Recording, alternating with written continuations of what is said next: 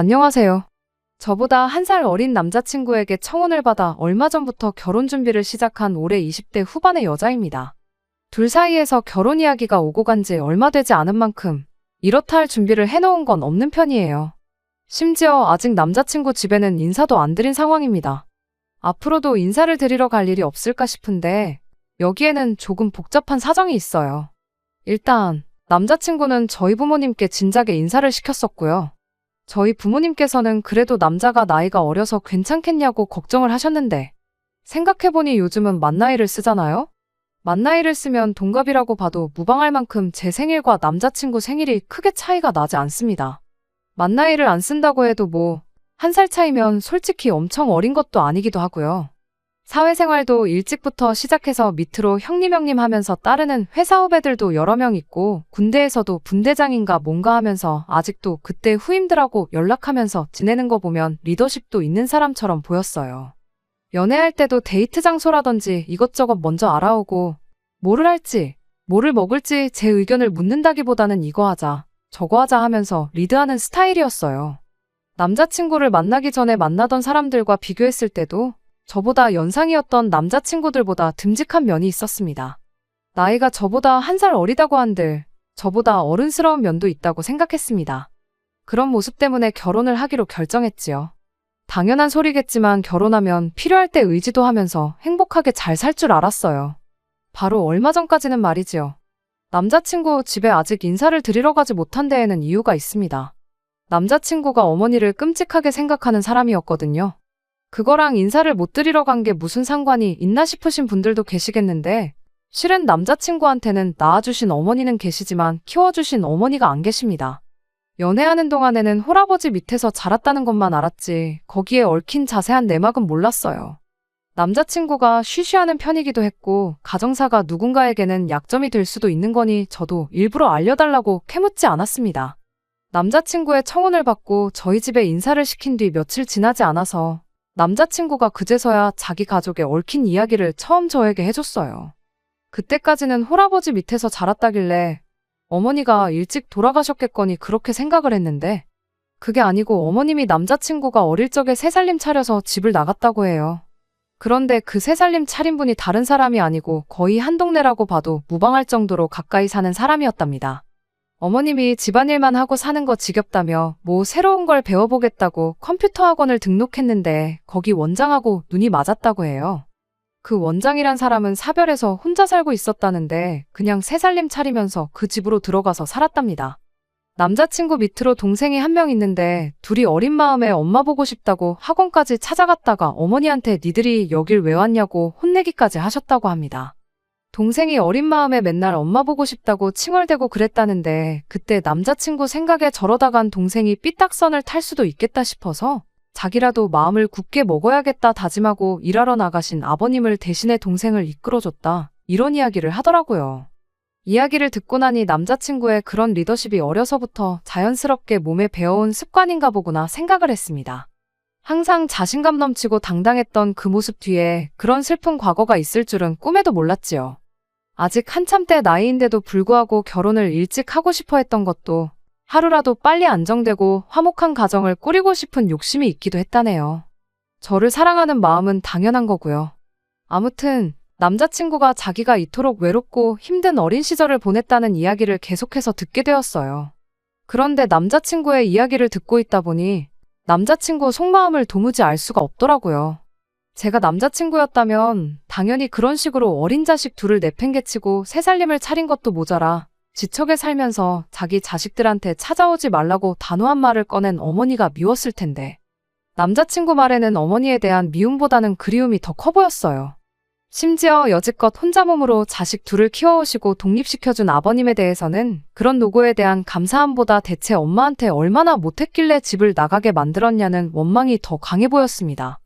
백번양보에서 어린 시절에 어머니의 부재가 컸던 만큼 어머니에 대한 그리움은 당연히 있을 수 있다 생각하지만 그렇다고 해서 아버지를 미워할 필요까지는 없는 거 아닌가 싶었거든요. 어쨌든 고생하신 건 아버님이 다 하셨으니까요. 그런데 예상외로 남자친구는 아직 독립 못해서 아버지의 도움이 필요한 동생 때문에 아버지 대접을 해주고 있는 거지 동생만 독립하면 당장 아버지 보고 살 일은 없다는 식으로 말을 해왔습니다. 그런 이유로 저를 집에 인사시키지 않고 있던 거였지요. 제가 모르는 이야기가 더 있을 수도 있으니 남자친구 생각이 그러하다면 그렇게 하는 게 맞다 싶었어요. 결혼식 올릴 때 혼주석을 비워둔다고 한들 본인이 원하는 게 그거라면 어쩔 수 없다고 생각했지요. 그런데 그게 아니었어요. 저희 집에 남자친구를 인사시킨 지 며칠이 지나서 남자친구의 주도로 일단 남자친구의 동생을 먼저 만나보게 되었고, 그날 남자친구가 조만간 어머니랑 상의해서 날 잡을 테니 결혼 허락 받으러 거길 다녀오자는 이야기를 듣게 되었습니다. 어릴 적에 학원까지 찾아가서 문전박대 당했다는 이야기를 들었을 때 당연히 어머님하고는 그 뒤로 연을 끊었겠거니 생각했는데 그게 아니었던 겁니다. 알고 봤더니 남자친구가 취직하고 나서 집에서 나와 독립한 시기부터 어머님하고 연락을 주고받고 있었다는 사실을 또 새로 알게 되었지요. 어떻게 자기 연락처를 알아내서 그래도 모자간인데 지난 날은 다 잊고 잘 지내고 싶다고 연락이 왔다고 해요. 남자친구 동생은 어릴 때 충격이 너무 컸던 나머지 아직도 연락을 안 하고 있는 상황이랍니다. 그리고 그날 이후로 남자친구는 쭉 가족들 모르게 해서 어머님하고 지속적으로 연락을 주고받고 있었나 봐요. 그리고 아버지한테도 아직 말을 안 한 저희 결혼 소식을 어머니한테만 이야기를 했다고 하는 겁니다. 차라리 제가 처음 생각했던 대로 어머님, 아버님 양쪽 다 인사 안 시키고 결혼식 때도 혼주석을 비워둔 채로 진행하자고 했으면 이해라도 했을 텐데. 호적상 실제 가족인 아버지는 빼고 이젠 남이 되어버린 어머니한테만 인사를 시키겠다니 솔직히 이해가 가질 않았고 혼란스럽기까지 했습니다. 그러면서 동시에 다른 걱정도 생기게 되었지요. 저를 아버님께 인사시킬 생각이 없다는 건 곧 결혼을 한다는 이야기부터 전하지 않을 생각인 것 같은데, 자이던 타이던 아버님이 아들 결혼식에 참석을 못하실 수도 있다는 건 예상했지만 어머님만 참석을 하시게 되는 건 예상 못했거든요. 만약 그렇게 된다면 신랑 측 혼주석에는 어머님이 혼자 계시는 건지 아니면 새살림 차린 그쪽 집 아저씨가 같이 혼주석에 앉게 되는 건가 싶었어요. 아니나 다를까 남자친구한테 어머님은 하객으로 오시는 거냐 혼주로 오시는 거냐 물었더니 나를 낳아준 어머니인데 혼주석에 자리하시는 게 당연한 거 아니냐고 살짝 화가 난 말투로 말을 하더라고요. 문제는 저는 그렇게 하고 싶은 생각이 눈꼽만치도 없다는 거였어요. 그렇다고 남자친구한테 피덩이 같은 두 자식 버리고 새살림 차린 당신 어머니는 혼주석에 앉을 자격이 없으니 결혼식에 부르더라도 하객석에 앉게 하라고 할 수도 없는 노릇이기도 했고요. 제가 고리타분한 사고를 가지고 있는 걸지도 모르겠습니다만 결혼이 일륜지대사라고 하는 만큼 지켜야 할 기본적인 도리가 있다고 생각하거든요. 양가 집안이 하나가 되는 건데 서류상 한 가족인 아버지는 결혼식에 부르지도 않고 이젠 남의 가족인 어머님과 완전 생판남인 그 집 아저씨를 저희 부모님과 같은 선상에 두는 것부터 말도 안 된다고 생각했어요. 물론 남자친구가 혼주석에 계신 어머님 옆에 그 새살림 차린 아저씨가 앉을 거라는 말을 하지는 않았지만 아무튼 괜히 더 따지고 들어봐야 말다툼만 일어날 것 같아서 저도 거기까지만 말하고 다른 말은 따로 하지 않았습니다. 이제 결혼 준비를 막 시작한 만큼 대화로 충분히 풀어나갈 가능성이 있지 않겠나 싶었거든요. 아직도 한 집에 같이 사는 동생이 있는데 심지어 동생은 어머니를 두 번 다시 볼 생각이 없는 것처럼 보이는데 설마 아버지 모르게 결혼을 할 수나 있을 리가 있겠나 싶었기도 하고요. 그리고 며칠 전 남자친구가 다음 주 주말에 시간이 되느냐고 물어왔어요. 어머니랑 약속 잡아놨다고 되도록이면 시간 비워놓으라는데 올 것이 왔구나 싶은 기분이었습니다. 진짜 이러다간 아버님은 결혼식장에 발도 못 붙이고 혼주석에는 생판남이나 마찬가지인 모르는 아저씨가 앉아있을 것만 같고 한마디 하지 않을 수가 없더라고요. 그래서 제가 아무리 생각해도 이건 아닌 것 같다고, 너를 낳아주신 어머니니까 인사드리는 게 문제가 되는 건 아니지만 혼주인 아버님께 먼저 인사를 드리고 그 후에 어머님한테 인사를 드리는 게 순서가 맞는 것 같다고 한마디 했습니다. 그랬더니 남자친구가 정색을 하더라고요. 아버지는 없는 걸로 생각하면 된다고요. 여지껏 평생을 어머니가 없는 거라 생각하고 살았는데 아버지가 없는 것처럼 사는 거 일도 아니라고. 어차피 너도 우리 아버지 얼굴 한 번도 본 적 없지 않냐며 원래 없던 사람인 셈 칠합니다. 그러면 간단한 거 아니냐는데? 워낙에 고집을 부리기에 일단은 알겠다고 한 상황입니다. 아직 어머님을 만나기로 한 날까지 열흘 정도 시간이 남아있는 상황인지라 어떻게든 남자친구 설득해서 아버님한테 먼저 인사를 올리던지 정 안 되면 어머님 먼저 만나 뵙고 나서 아버님께도 인사를 드리러 가자고 하고 싶은데 부모님 축복 속에서 결혼하는 게 이렇게 힘든 일인 줄은 몰랐습니다.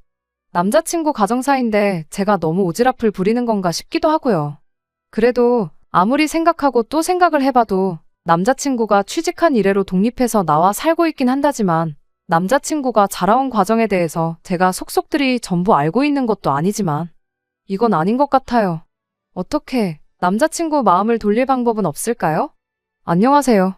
얼마 전에 남자친구가 한가족인 아버지는 결혼식에 부르지 않고 어릴 적에 자식들 두고 집 나가 새 살림 차린 어머니를 혼주석에 앉히고 싶어하는 남자친구 때문에 고민이라고 사연을 보냈던 쓰니입니다.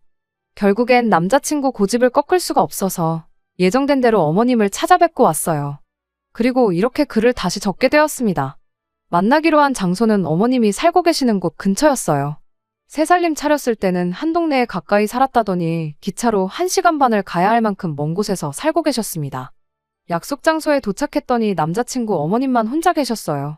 새 살림 차리신 분 호칭을 뭐라고 해야 하나, 아저씨라고 해야 하나 고민이었는데 그것만큼은 참 다행이었습니다.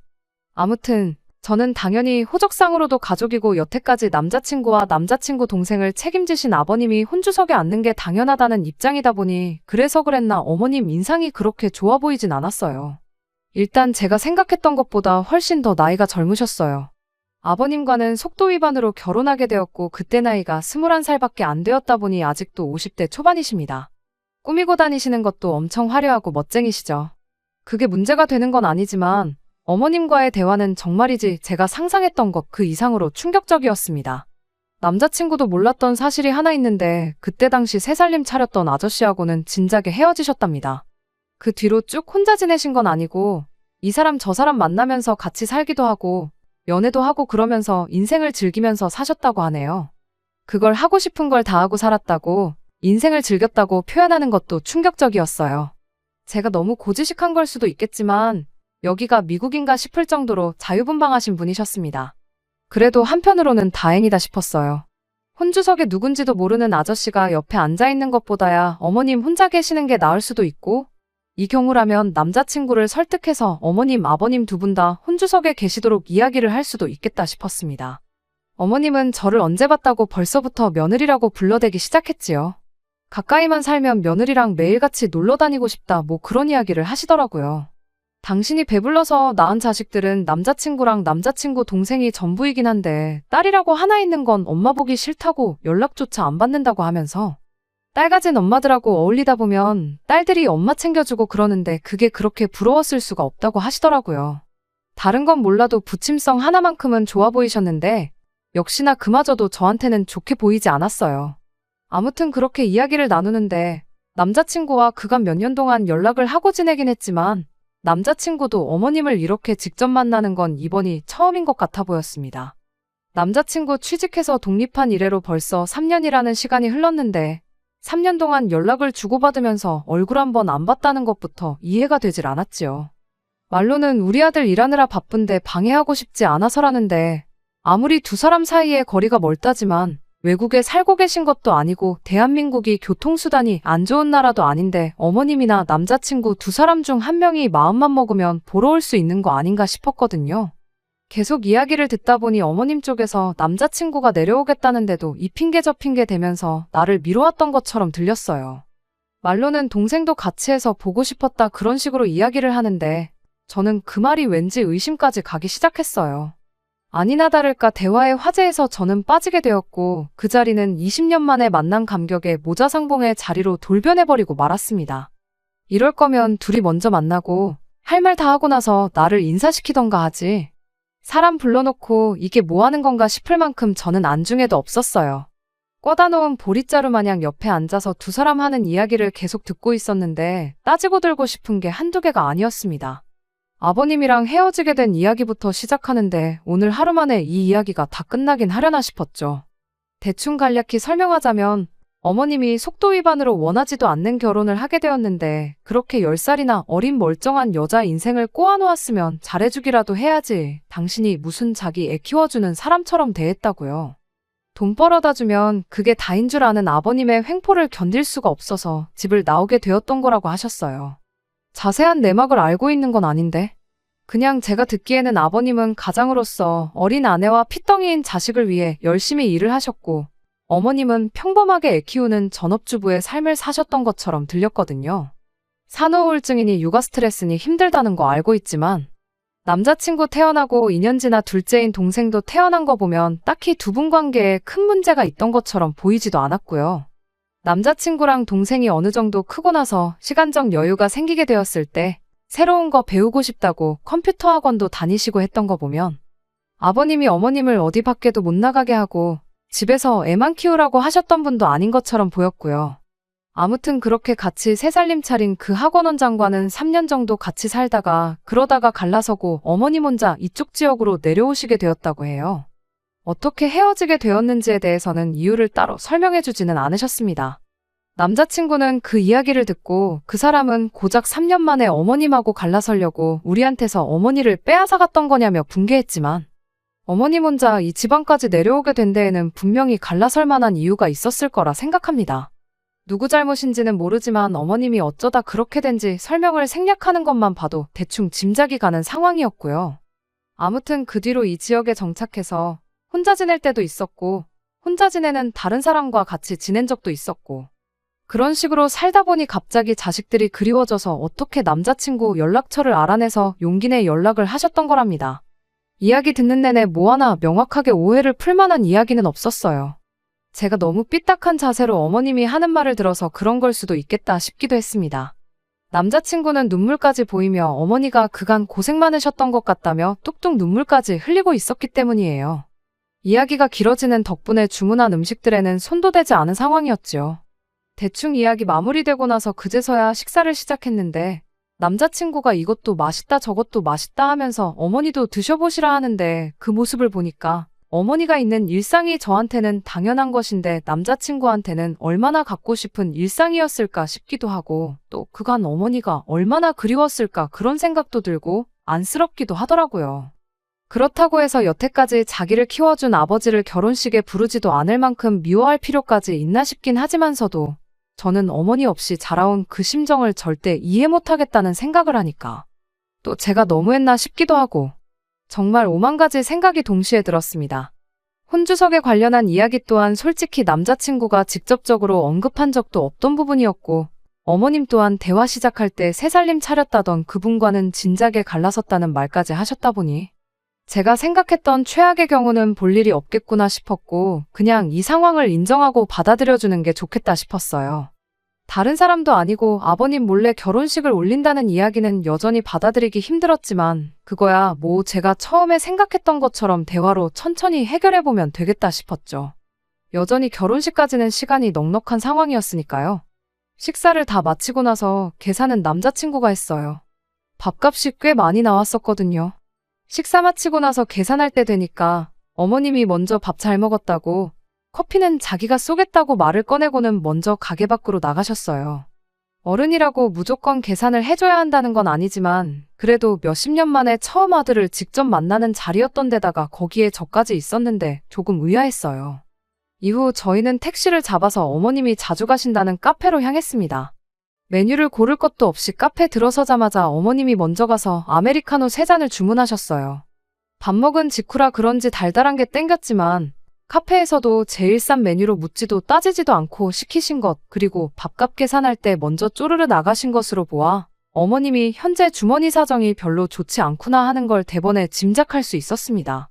아무튼 식사하는 동안에는 감격의 모자 상봉과 더불어 어머님이 그동안 어떻게 지내오셨는지에 대한 이야기가 대화의 주된 주제였다 보니 카페에 와서야 비로소 저희들 결혼에 대한 이야기가 오가기 시작했어요. 어머님이 처음 저희한테 했던 질문이 두 사람 다 나이가 20대 후반인데 무슨 돈이 있어서 결혼을 하기로 했느냐는 질문이었어요.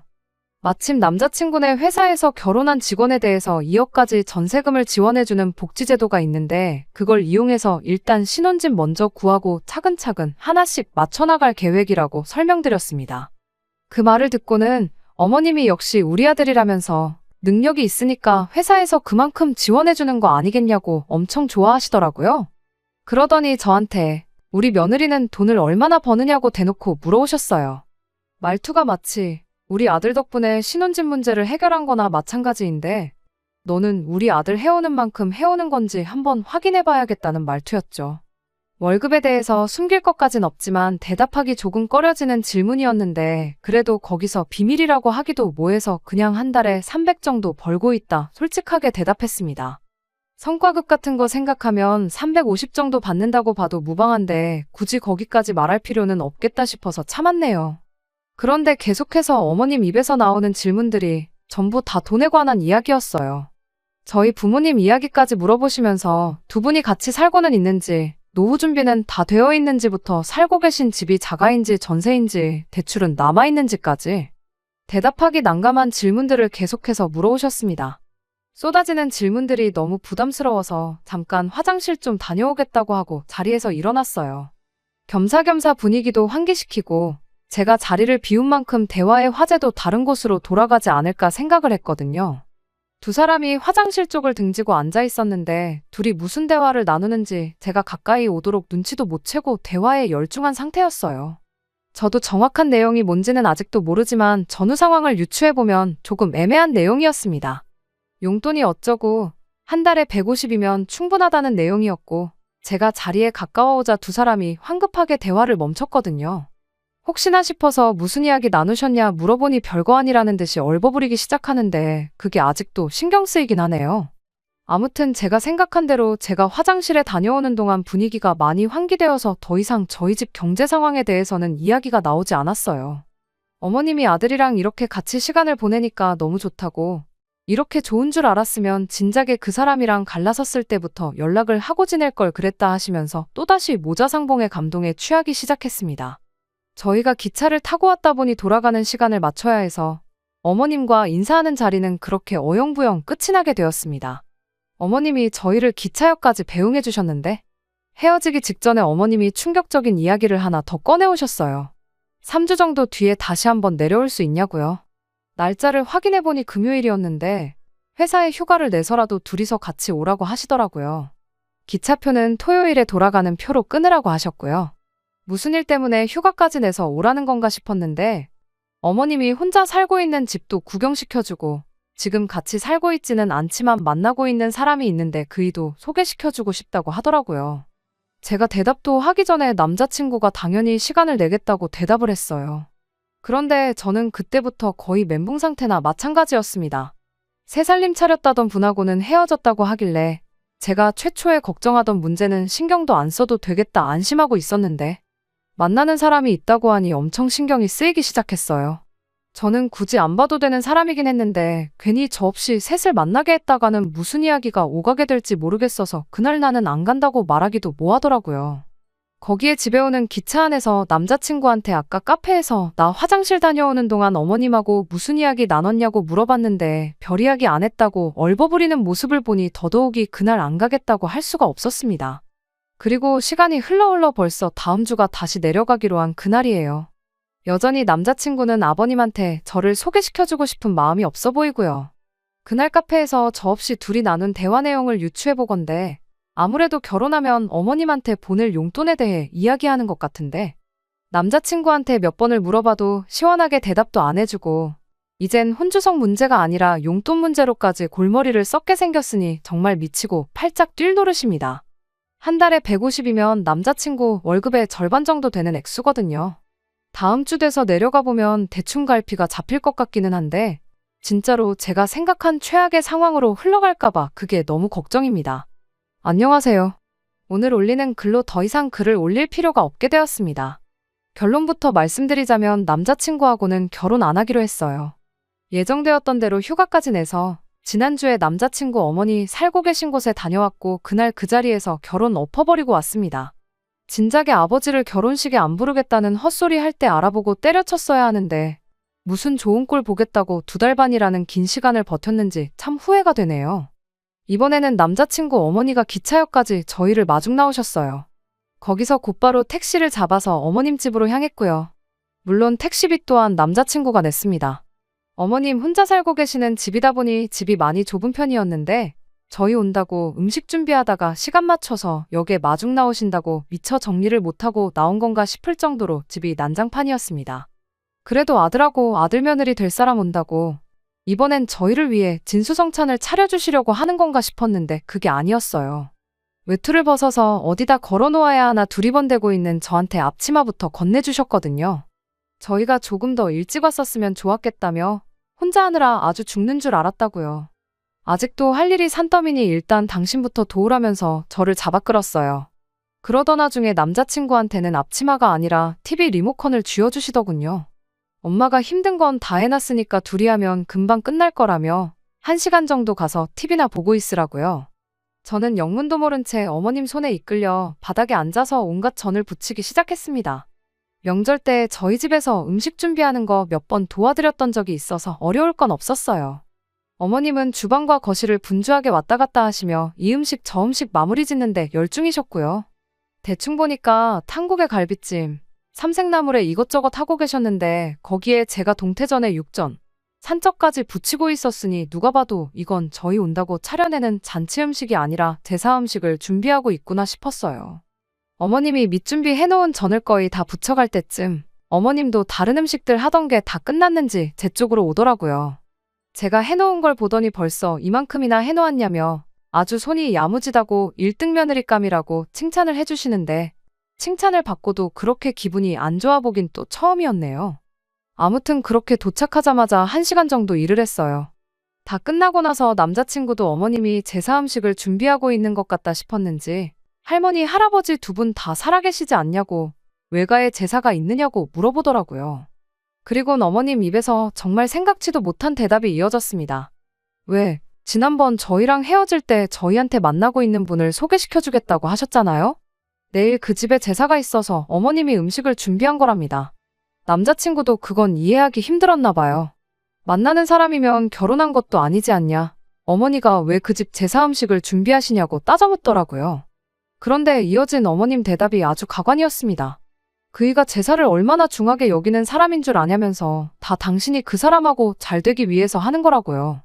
그 집 구석 여편네가 워낙에 제사 준비하는 걸 싫어해서 그이가 아주 갈라선에 만에 벼르고 있는 상황인데 자기가 내일 그 집에 이 많은 제사 음식을 가지고 찾아간다고 생각해보라는 겁니다. 그 대답에 남자친구도 어이가 없다는 표정이었습니다. 지금 그러니까 만나고 있다는 분이 혼자 지내는 분이 아니고 아직 가정이 있는 사람이었냐고 묻더라고요.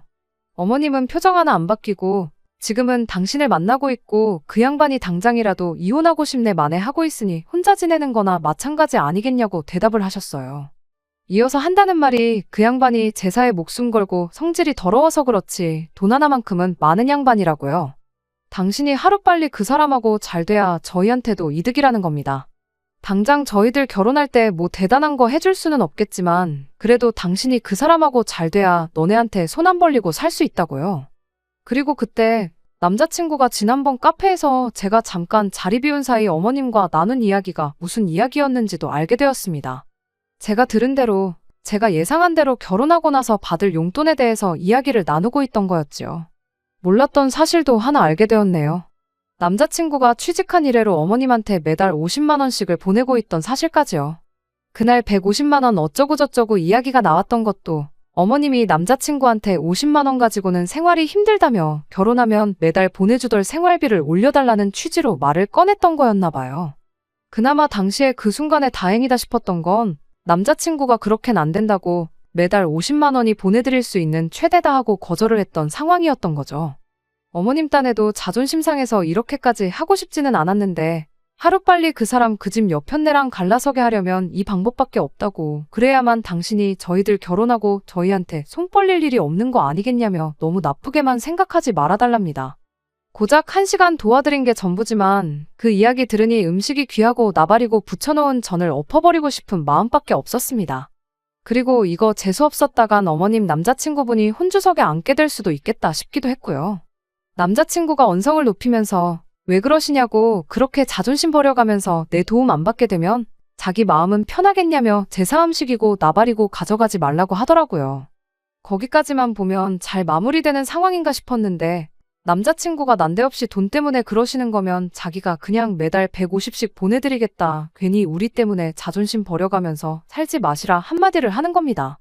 그랬더니 어머님이 남자친구를 부둥켜 안으며 그래도 엄마 생각해주는 건 아들밖에 없다며 눈물을 콸콸 쏟아내는데 그 상황을 보고 제가 아무 말 하지 않을 수가 없었어요.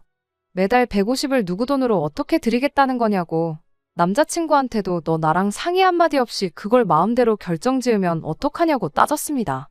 그랬더니 남자친구가 저한테 성질을 내더라고요. 너는 네 시어머니가 자식을 위해 자존심까지 버리겠다는데 고마워는 못할 망정 그게 할 소리냐면서 분위기 파악이 안 되냐대요? 그리고 저는 이때 벌써 결혼을 포기했던 것 같아요.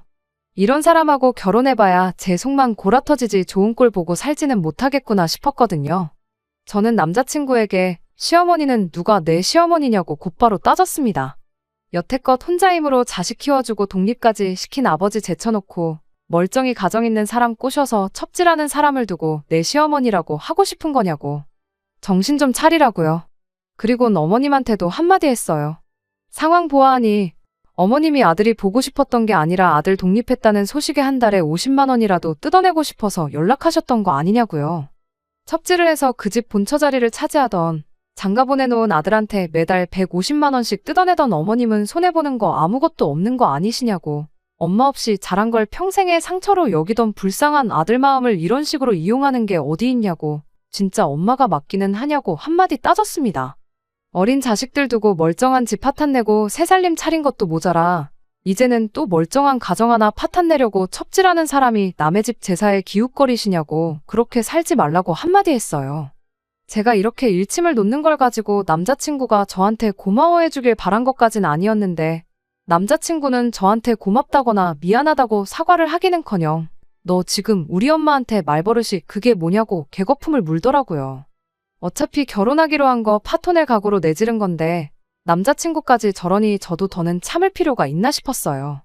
그래서 일단 제가 영문도 모르고 붙여놓은 전부터 바닥에 내동댕이 쳐버렸습니다. 나물 묻혀놓은 거 담아놓은 것도 그대로 싱크대에 털어버리고 탕국이랑 갈비찜 해놓은 냄비까지 다 엎어버리고 나서 남자친구와 남자친구 어머니한테 한마디 했어요.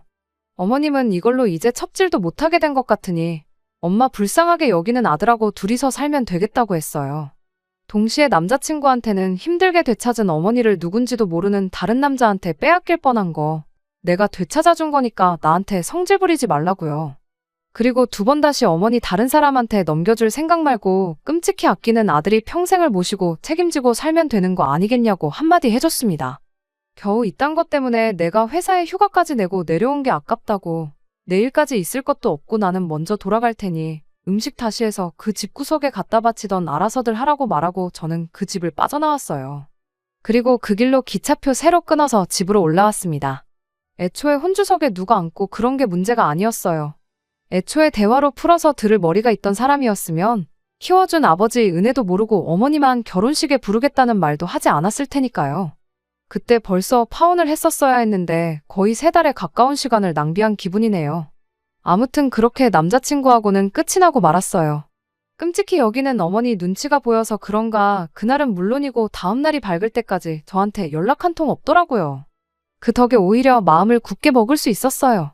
괜히 미안하다. 잘못 생각했다 연락이라도 오면 어떻게 해야 하나 싶었는데 말이죠. 얼마 전에 남자친구가 아니라 남자친구 여동생한테서 전화가 왔었어요. 처음 어머니한테서 연락이 왔다고 했을 때부터 자기가 연락 못하게 막았어야 했다며 저한테 미안하다고 사과를 하더라고요. 오히려 아직 대학생밖에 안 된 여동생이 생각이 더 깊구나 싶었습니다. 남자친구 때문에 아주 집이 난리가 났다고. 어머님이 50만 원 가지고는 생활이 불가능하다고 그래서 아예 서울로 모시고 왔다고 그러더라고요. 심지어 남자친구가 회사에서 내준 독신자 전용 사택에서 살고 있었는데 어머님하고 같이 지낼 수가 없으니 어머님을 본가로 모셨대요. 집이 아주 풍비박산이 나기 직전이라면서 어머니는 자기가 어떻게든 해결해 볼 테니 저보고 지 오빠 좀 설득해서 다시 결혼하면 안 되겠냐고 사정사정을 하는데 동생한테는 미안하지만 다시 잘해볼 생각은 추호도 없다고 단호하게 한마디 해주고 전화를 끊어버렸습니다. 그래도 한편으로는 어머님한테 고마운 점도 있어요. 괜히 결혼하고 나서 저희들 앞에 나타났다면 그건 그거대로 더 큰일이었을 테니 말입니다. 깔끔하게 상견례도 하기 전에 결혼을 파토낼 계기를 주신 점이 참 감사할 따름이에요. 쓸데없이 오지랖 부리는 성격이라고 생각했는데 그래도 그 덕에 착한 일 많이 해서 하늘이 저한테 2번째 기회를 줬나 싶기도 하네요. 다른 건 몰라도 앞으로도 항상 제가 옳다고 생각하는 것에 확신을 갖고 착한 일 많이 하면서 살아야겠구나 싶어요. 끝까지 들어주셔서 감사합니다. 오늘의 사연은 여기까지입니다. 구독과 좋아요, 알람 설정 부탁드리고 더 좋은 사연으로 다시 찾아뵙겠습니다. 감사합니다.